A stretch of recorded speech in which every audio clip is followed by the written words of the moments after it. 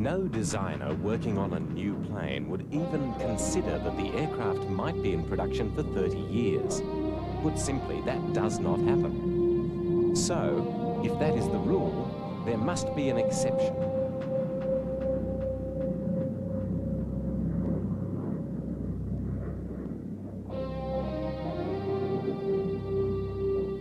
The Lockheed Starfighter's general specifications were nutted out in 1952, and it first flew in 1954. The last F-104 to be produced rolled off the assembly line in 1983.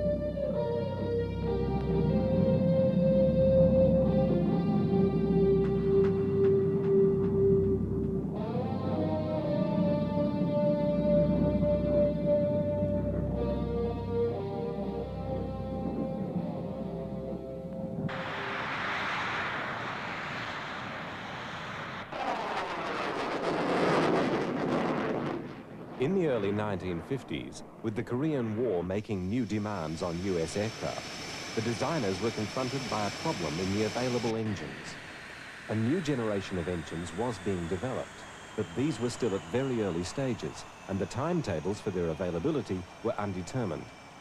Hence, the designers were uncertain whether to proceed with established, quite limited power plants, or wait for the new, lighter, and presumably more powerful projections. At Lockheed, the team led by Kelly Johnson, one of the best design groups in the world, was alternating between lightweight concepts built around the available jets or vastly heavier and more powerful designs based on projections of new engines. Johnson had joined the Lockheed company during the development of their Electra. He'd supervised some wind tunnel testing of the plane at the University of Michigan and had attracted the attention of Lockheed engineers with his constructive criticism of the plane. He was hired by the company, and it was his work on developing the Electra and the subsequent Hudson bomber into success stories that gave him a rapid rise.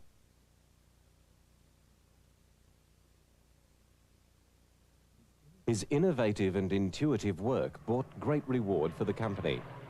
The P-38, unorthodox, long-range, a pleasure to fly, was typical of his unblinkered approach to design solutions.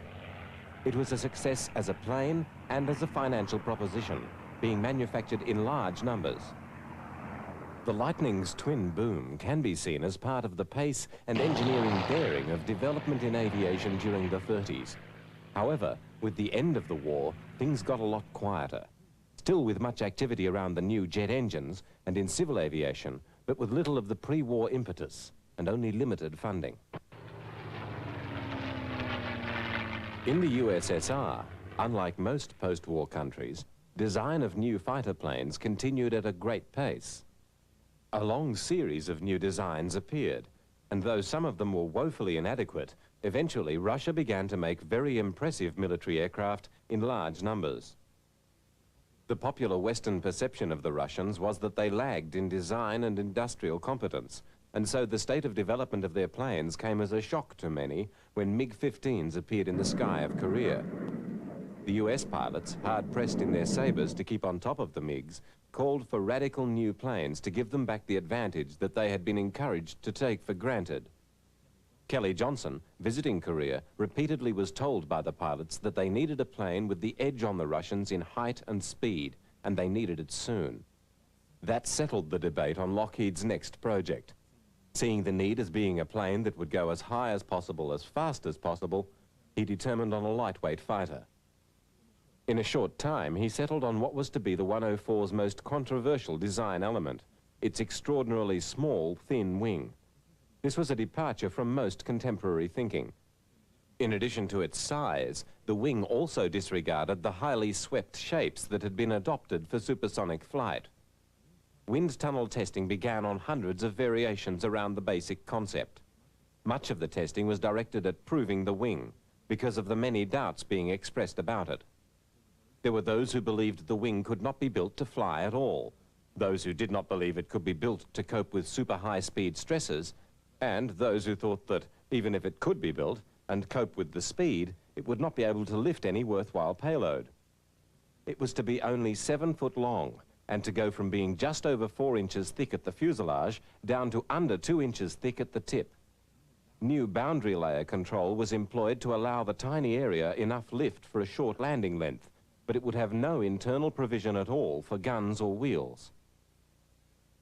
Many elements of the design were studied during the supersonic wind tunnel testing. Here, attention is focused on the air intakes, seeking to prove that the shock waves round the inlets allowed for controllable and dependable supply to the engines. This footage, taken near Mach 2, shows the shock waves around the model in tests to establish the pressure loads in the ducting under various flight conditions.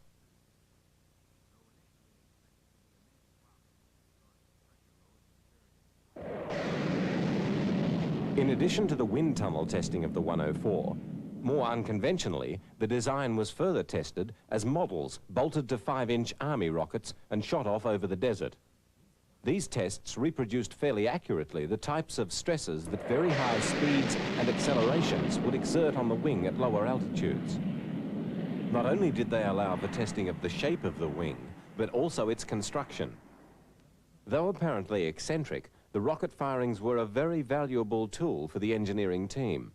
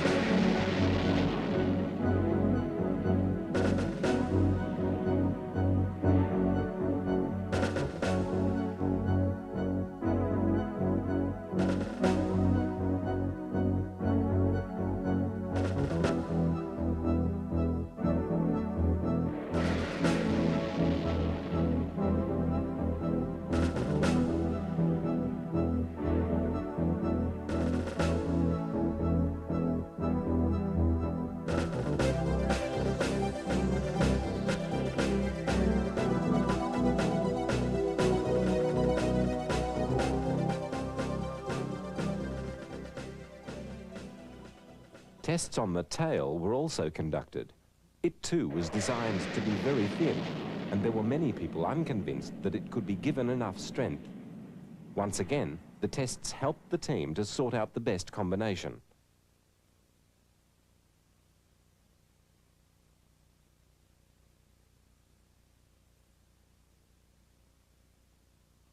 In a short development period, hundreds of models were built as the basic elements were shuffled.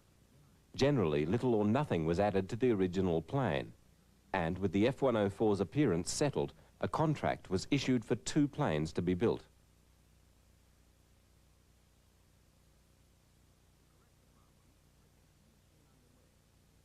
The first step in the fabrication saw the 3 fuselage modules mocked up in full scale.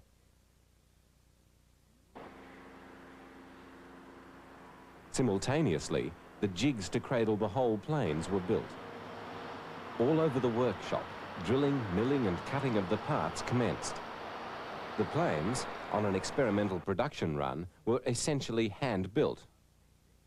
In a flurry of activity after the receipt of the March 1953 contract, Lockheed cleared production space, constructed a wooden mock-up, and then, without stopping, built the 2 prototypes. The first flight was to take place only 12 months after the signature of the contract.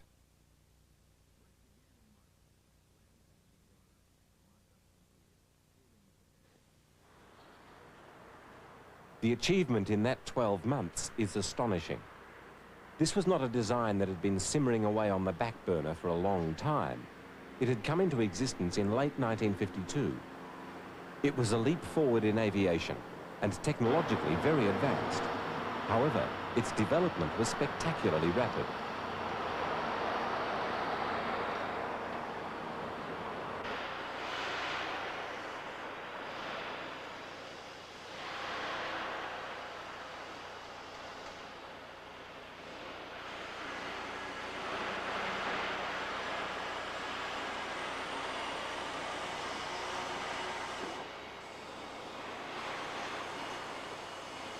The controversial wings were not made to go through the fuselage, as with most of the fighters of the day.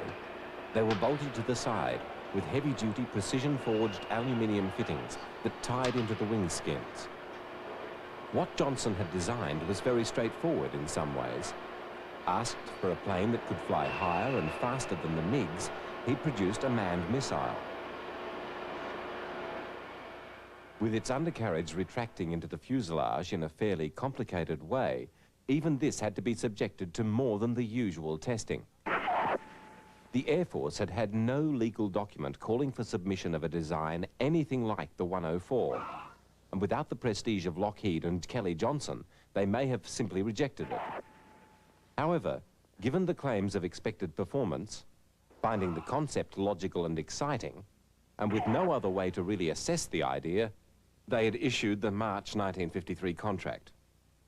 There was still no apparent existing slot in the inventory for such a plane, but there was also the evidence of Korea to suggest that perhaps there should be. The F-104 was, however, very definitely on trial.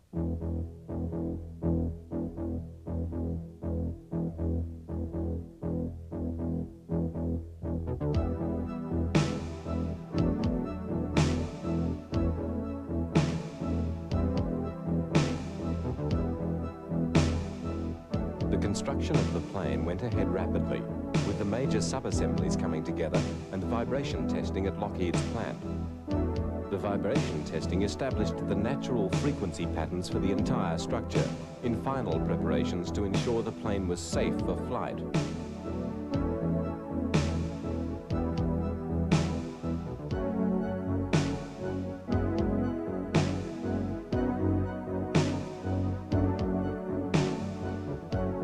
The F-104 prototype left the Lockheed plant in the early morning of February the 25th, 1954, amid tight security, and was transported to Edwards Air Force Base.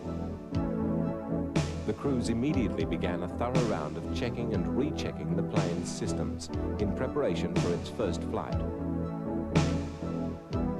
The engine selected for the prototypes was the Wright J65, which was to prove very inadequate in propelling the 104, neat and light though it was.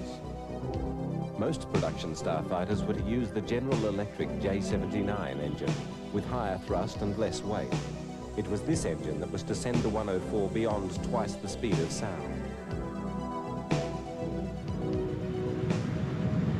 With the first flight a few days off, the rapid tempo of testing continued, with the engine being run up and finally prepared.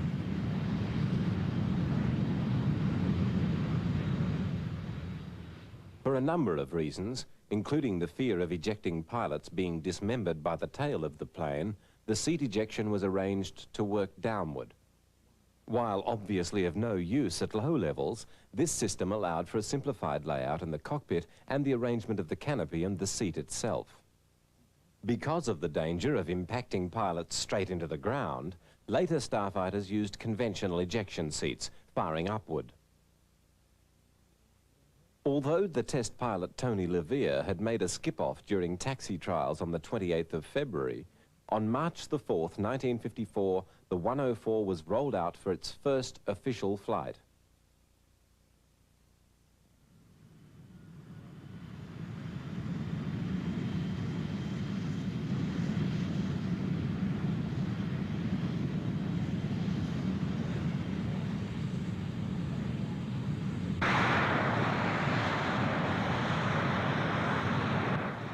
Levere ran through a series of ground tests, operating the flight controls and checking that everything was working.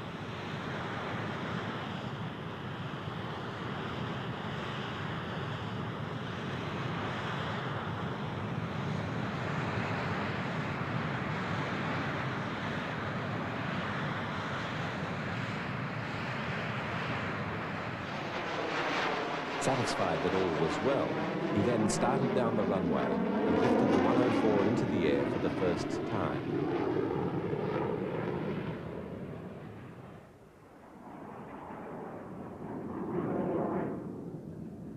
In the weeks of test flights that followed, it became evident that the power plant was lagging far behind the Mach 2 potential of the airframe. But the Lockheed concept of the lightweight fighter was conclusively proved.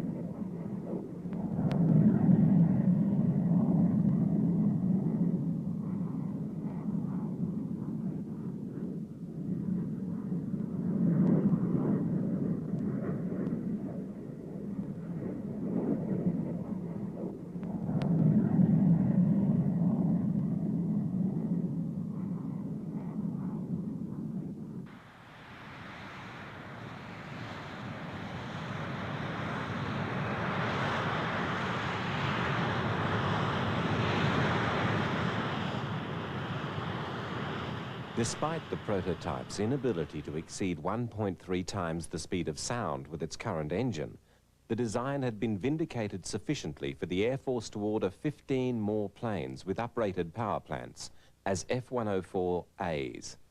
In April 1955, one of these finally took the Starfighter past Mach 2, which was the signal for 104 production to swing into top gear. For the moment, the intense testing of the two prototypes continued.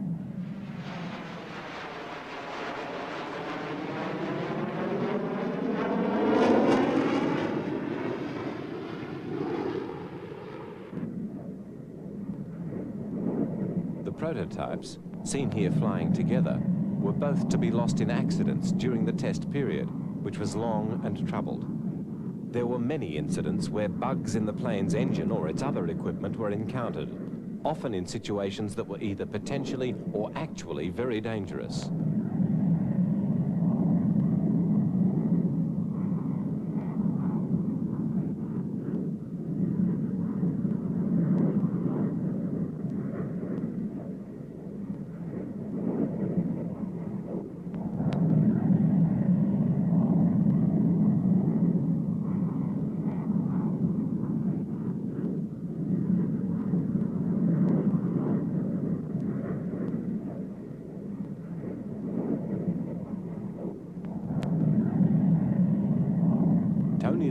Was involved in one early mishap in 1955 while testing the firing of the Starfighter's high-speed cannon in supersonic flight.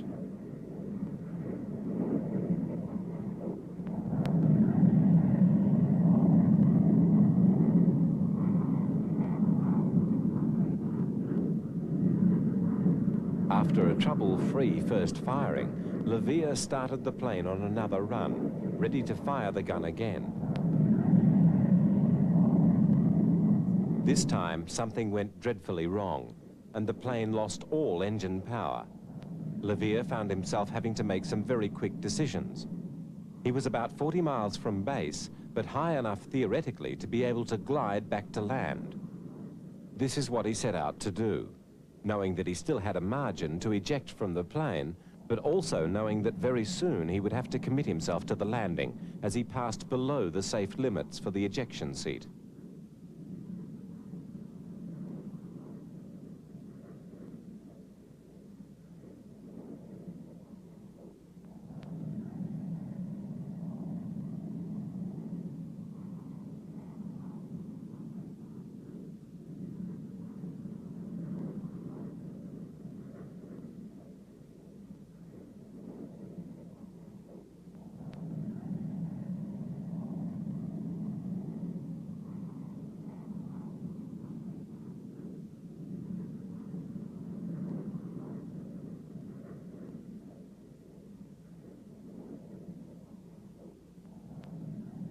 Even before the hatch was opened, a dirty smudge of smoke showing on the fuselage confirmed that the gun had caused the trouble.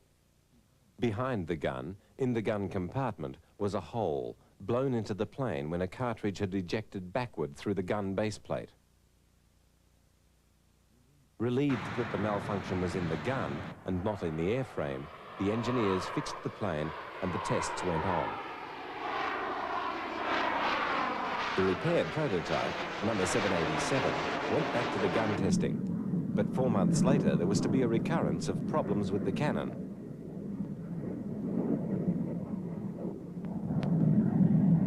With pilot Herman Salmon at the controls, the 104 leveled out at 47,000 feet for its second firing run of the day. Again, there was an explosion, but this time the damage was major and the aircraft became uncontrollable.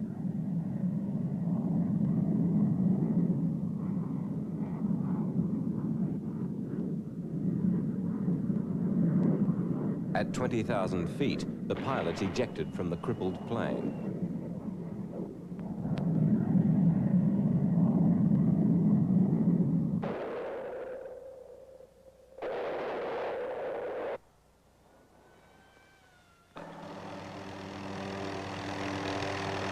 Emergency services responded immediately, and Salmon was located, fortunately unharmed.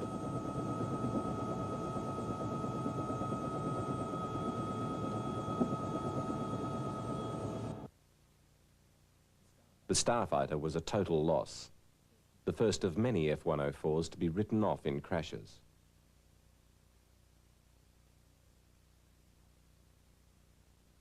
The cannon had been the obvious suspect in the crash, and it was established that again a malfunction in the gun had damaged the plane, this time with drastic effect.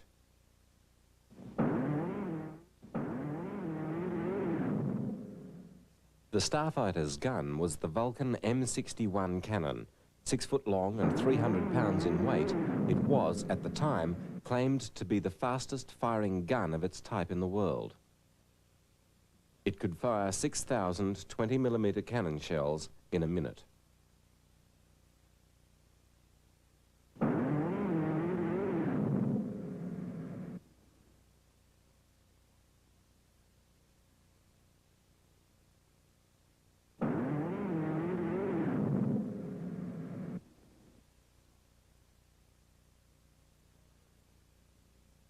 The design borrowed 2 features from the famous Gatling gun, first patented way back in 1862.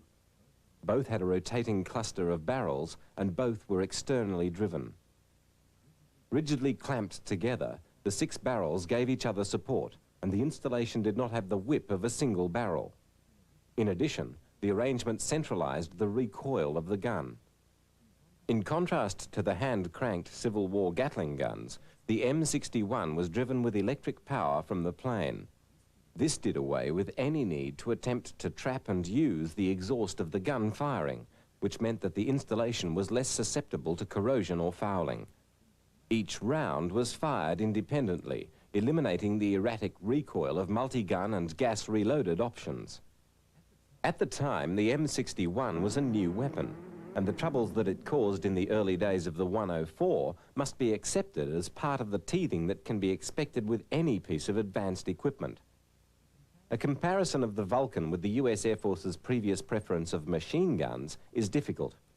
In hitting power, range, speed of fire, the effects of the plane on the gun's action, indeed all measures of effectiveness, the Vulcan has such a wide margin of superiority as to render such an evaluation meaningless, even with consideration of multiple machine gun installations.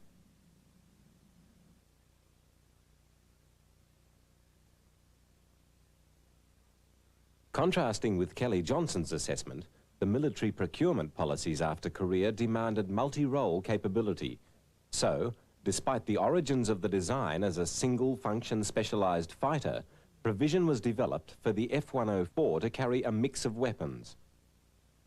Though the Starfighter's superlative performance was appreciated in the USAF, it was not seen as sufficient justification for the project, and Lockheed was forced to develop some unlikely attachments for the plane in trying to convince the Air Force to stay with the project. Among these was this trapeze installation to allow the carriage and delivery of the Genie nuclear rocket.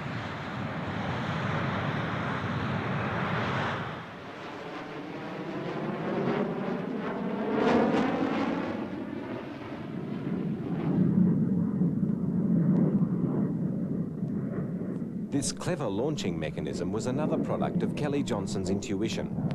With the challenge that his plane could not deliver the device over a combat radius of 650 miles, Johnson undertook to have it do just that within 60 days. The tiny Starfighter's fuselage was already fully occupied, and a major influence on the launcher was the need to keep it out of the way of the undercarriage.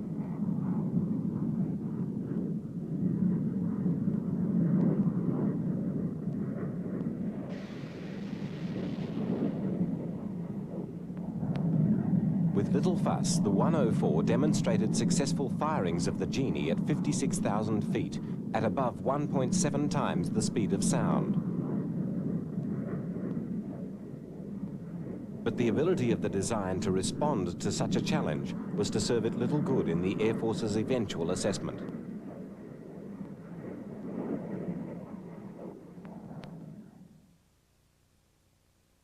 Lockheed tested a variety of weapons delivery attachments and external fuel tanks, increasing the range and versatility of the plane, but still could not rescue the project.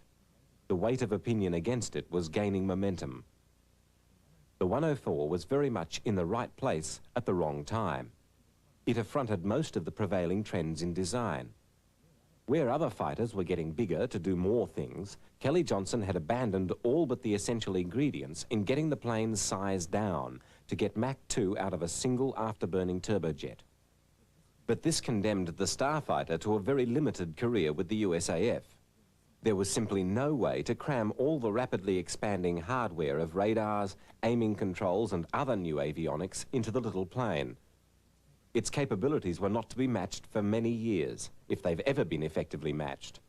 But the fact that it could do a lot of things that its heavy brethren could not do was ignored in the overall antipathy towards lightweight fighters. It lacked all-weather capability, lifting power and range, the assessment said, and these perceived failings were eventually to decide the issue. The project was set for financial failure, but the work that had started on giving the F-104 greater versatility went on apace, trying to forestall the inevitable and keep the Air Force involved in the plane.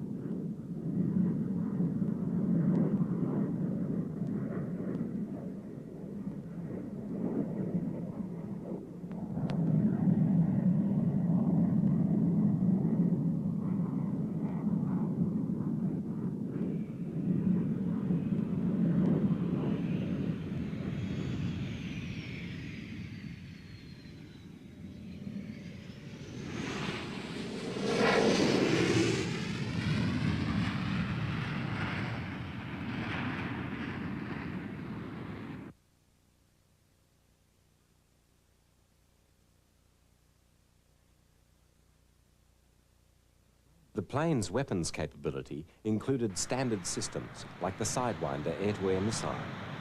There was no question that it was an effective firing platform. The little plane revelled in the air superiority role it had been built for and was, stiletto-like, lethal.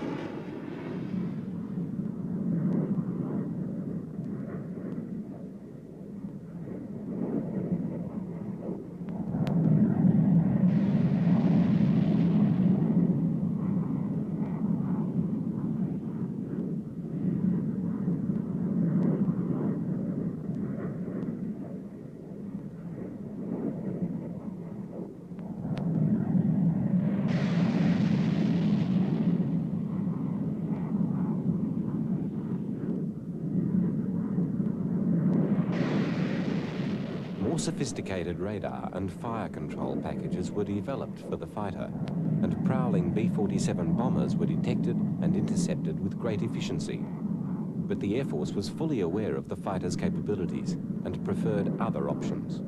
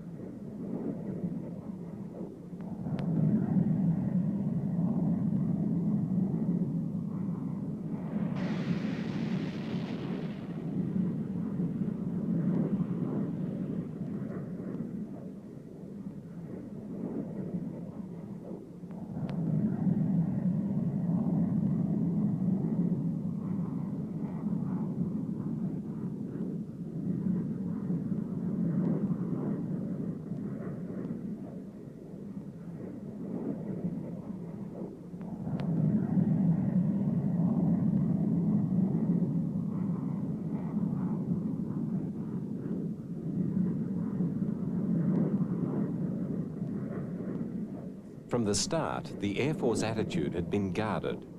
The F-104 was the first plane to be purchased on a fix-then-fly basis. To that time, the practice had been for the Air Force to accept a new plane into use while it was still being tested, and to conduct a large part of the testing itself, the fly and then fix principle. With the radical nature of the 104, the onus was returned to the manufacturer, and this has since been the rule. The complexity of the packages that modern combat aircraft have become allows no other avenue.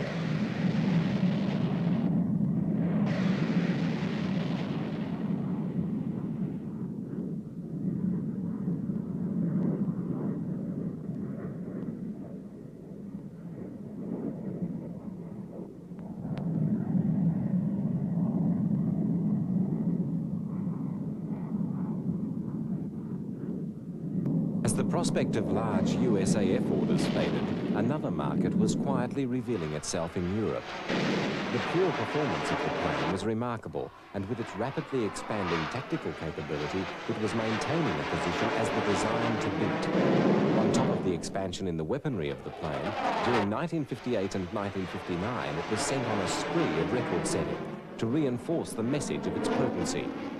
Even when the new F-4 Phantom II broke some of the Starfighter's records, the F-104s promptly set new marks outside the F-4's ability.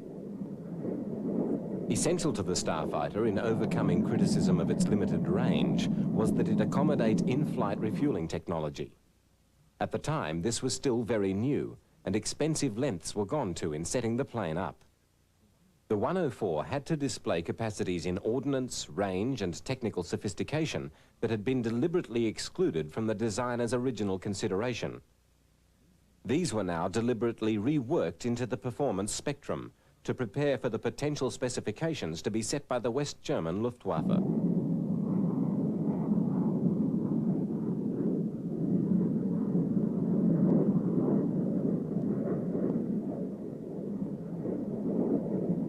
To be able to sell the planes in large numbers still required overcoming the same problems that the USAF had set.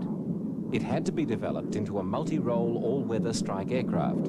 And, with question marks already over the plane, it had to compensate by not simply succeeding, but excelling in the tasks it was set. Even so apparently simple a task as aerial refueling.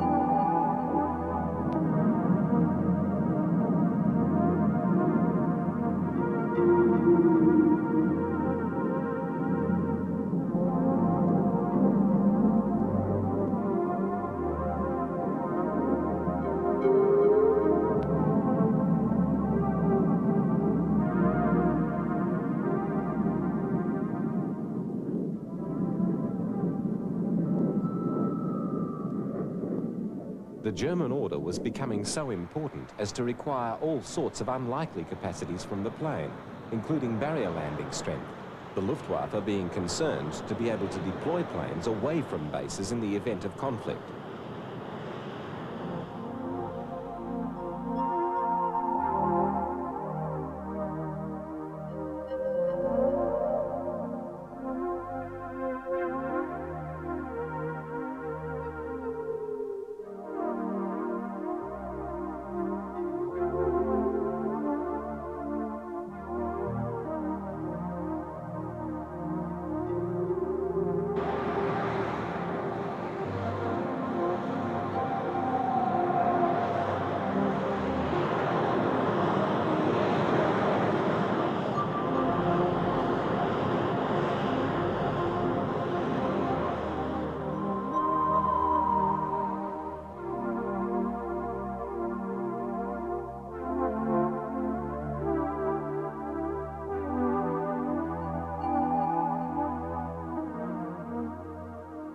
The plane displayed that it had the strength to cope with this artificially shortened landing, but the challenge to the pilots was another thing entirely.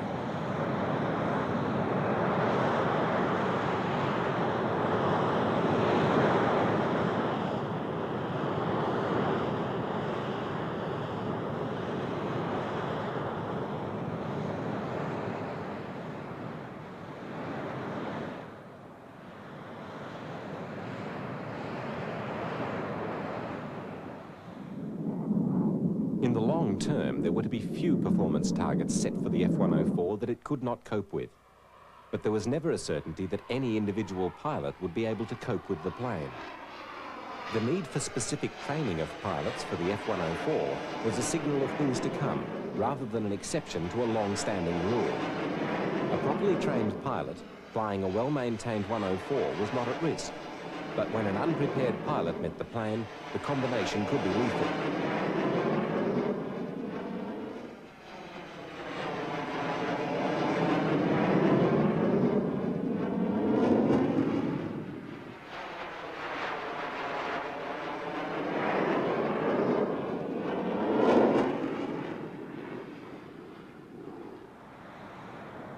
The Starfighter's survival had become dependent upon sales in overseas markets, and the development of the plane became determined by the specified and perceived needs of the NATO clients. If Germany needed short takeoff and landing, then Lockheed would show successful crash barrier landings and zero-length launch capability. Here, on the first occasion that such technology was tested, the truck-mounted rocket-propelled launch system is demonstrated with an F-84. First unmanned and then with a pilot, the launches were executed satisfactorily. Nothing very useful was to come of this development, but the potential for its successful employment with the Starfighter was a valuable string to the project's bow in the eyes of the Luftwaffe.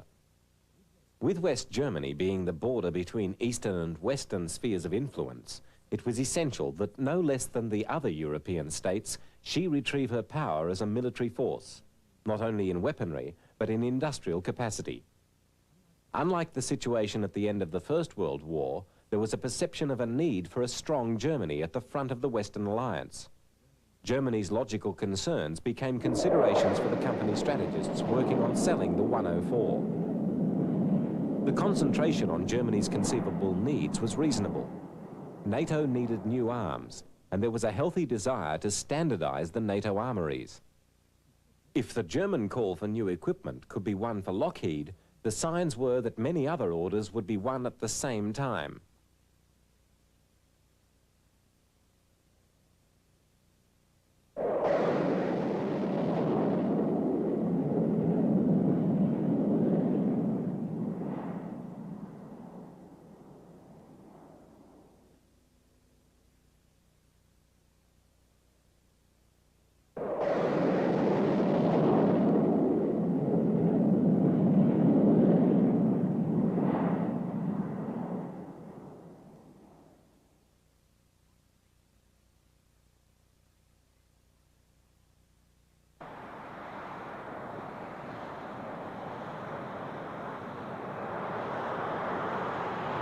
The nearest the Starfighter was to get to a regular use of rocket-assisted takeoffs was with the specially built 104Ns, which employed rocket firings in exposing potential astronauts to operating hydrogen peroxide thrust controls in the thin air over 100,000 feet.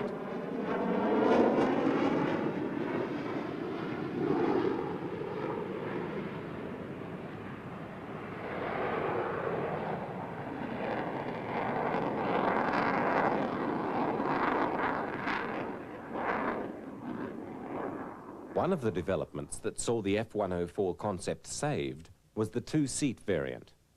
US fighters always seemed to have a trainer or reconnaissance version that used two seats, and the F-104 was no exception. The Germans were primarily after a ground strike aircraft, but also were looking for a jack of all trades, and a twin-seat variant was very much part of their thinking. Lockheed's sales strategy included a production offset package that would see the planes manufactured by cartels of European aviation companies. The shot in the arm for European aerospace capability from the construction of these new factories was one of the clinching factors in the successful campaign.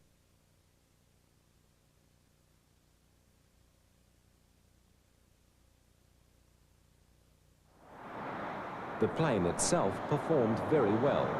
In the fly-offs, its edge over the other entrance was clear, to the point of almost being a walkover. The competition for the contract was serious, and some of the competitors were very able aeroplanes, particularly the British Lightning. But it would appear to have been sabotaged by political considerations, and by the time that the contract was decided, the 104 had proved itself the outstanding aircraft in the competition.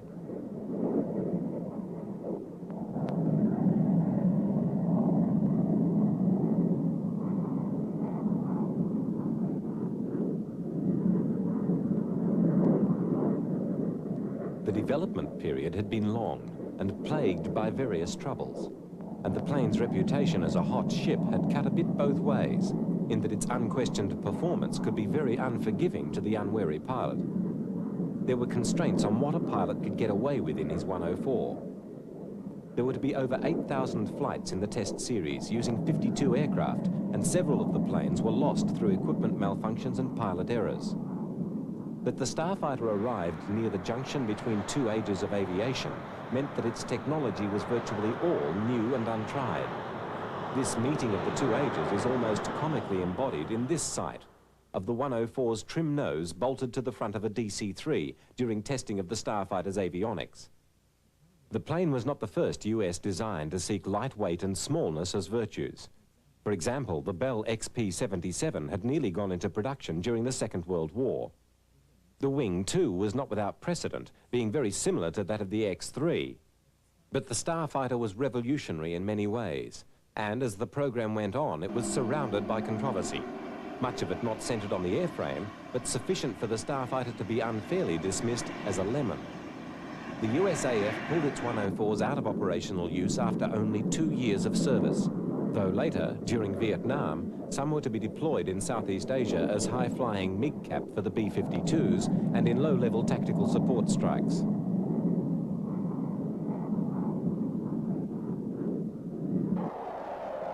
The Russians had also learnt lessons from Korea and the experience there of their redoubtable MiG-15s, and had developed the MiG-17. Where the Starfighter sacrificed almost all in the quest for speed and climb, the USSR developed a radically different requirement, issued in 1953. This was for a short-range interception fighter.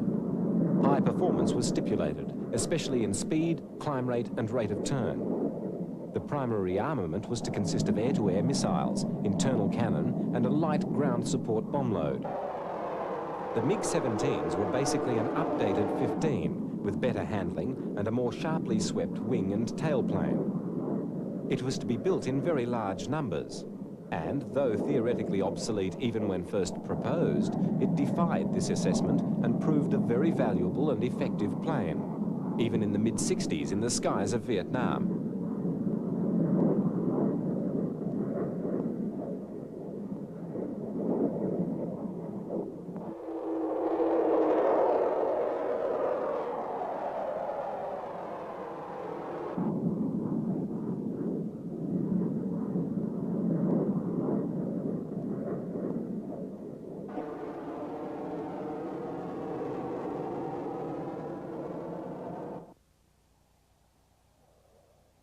US thinking was totally different.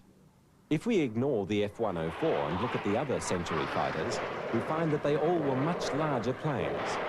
They also shared a commitment to state-of-the-art technology with varying degrees of success. The 100 Super Sabre, the 101 Voodoo, and the 102-106 Delta Dagger Delta Dart all faded fairly rapidly into history, seeing limited service in Vietnam. They all reflected in their way the concept of the fighter as a standoff missile launch platform. Theoretically, they were specialized aircraft, devoted to facets of an overall fighter spectrum. But during their careers, these divisions tended to fade, as each developed multi-role capacity. The 100 and 101 in particular grew into different uses.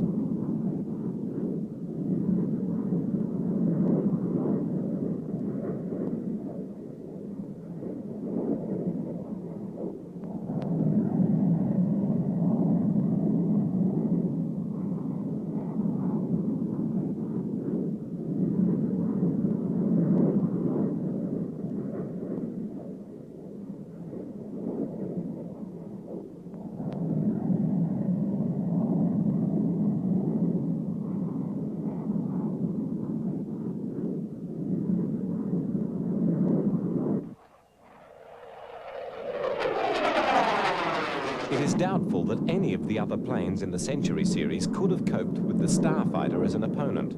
Indeed, there are many considerably more modern planes that would have great difficulty with the 104.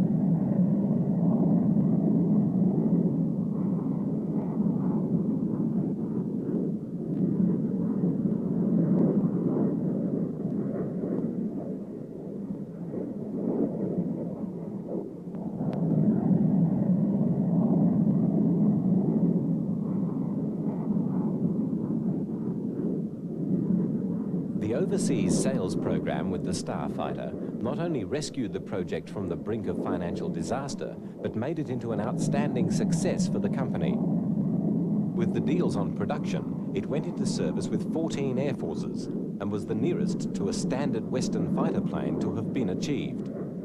The fire controls systems and other controls were virtually tailor-made for each country's version of the plane, and it came to be used in many ways.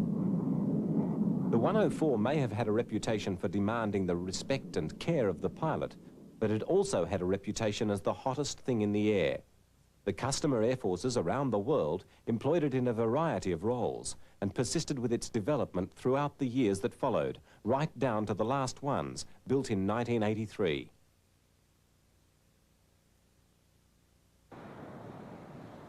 As presumably everybody knows, the Germans, whose order had been so critical, initially had a fairly miserable time with the plane, losing over 200 of them in accidents. The reasons for this are many, but little blame can be apportioned to the plane itself. The disaster of its early deployment with the Luftwaffe had complex roots, and it took time to rectify the causes. The West Germans had a shorter, similar experience when bringing the F-4 into their inventory, and none of the other Starfighter customer nations had an experience remotely like the German problems. It is safe to say that these problems sprang in the main from the Luftwaffe's circumstances at the time.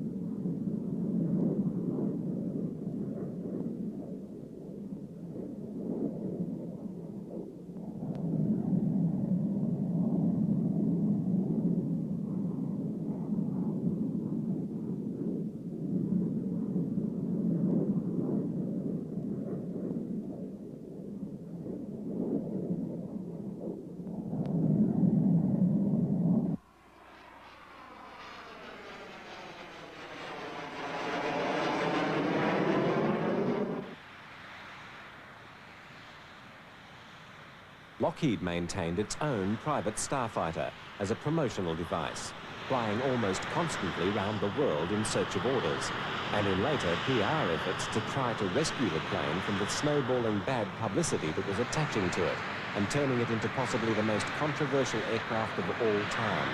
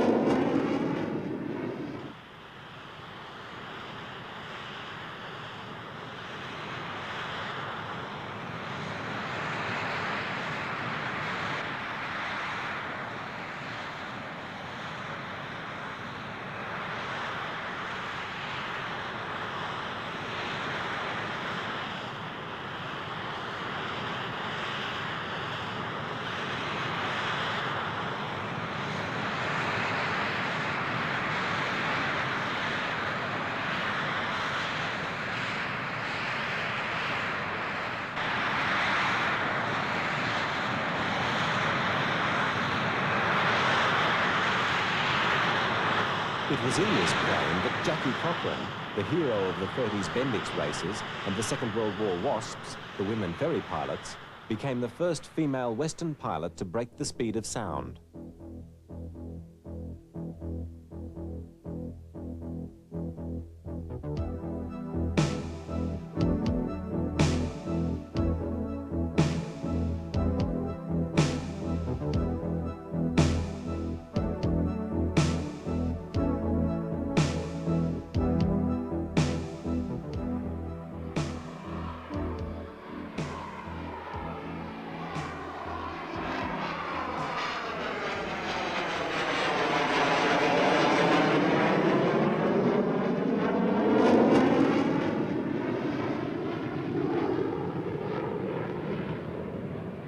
Kelly Johnson's design team proceeded from a plane with almost no wing to a plane with extraordinarily long wings, the U-2 spy planes, and then to the remarkable Mach 3 SR-71 Blackbird.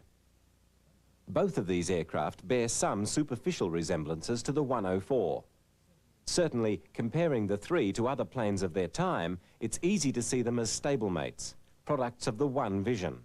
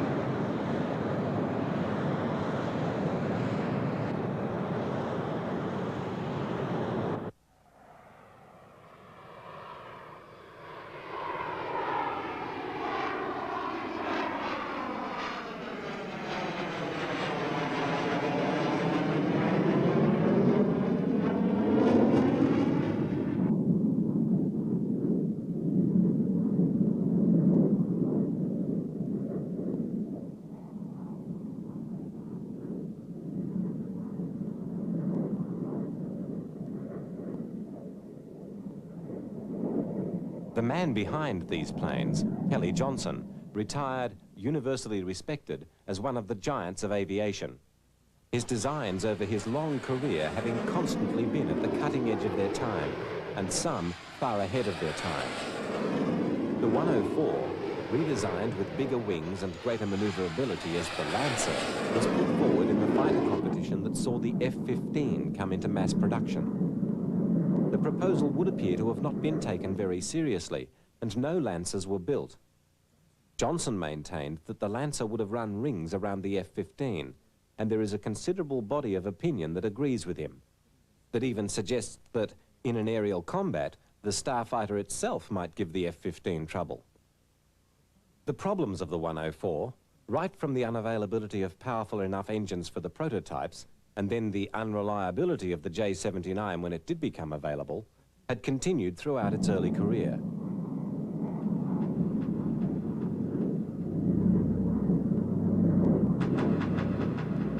The testing scrutiny of the plane had been without precedent, and the methods and technology of such testing has never been the same since.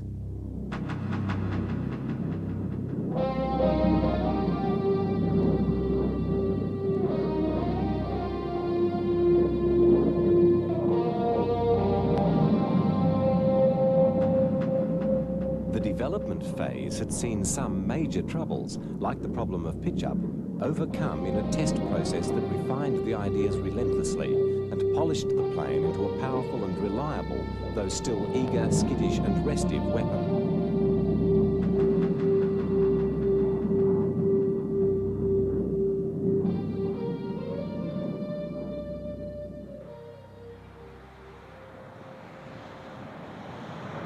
Despite being saddled throughout its lifetime with an odious reputation and seemingly never being free of controversy, the 104 vindicated the decisions of its creators. In its long career, it has carved its own very special place in the story of aviation.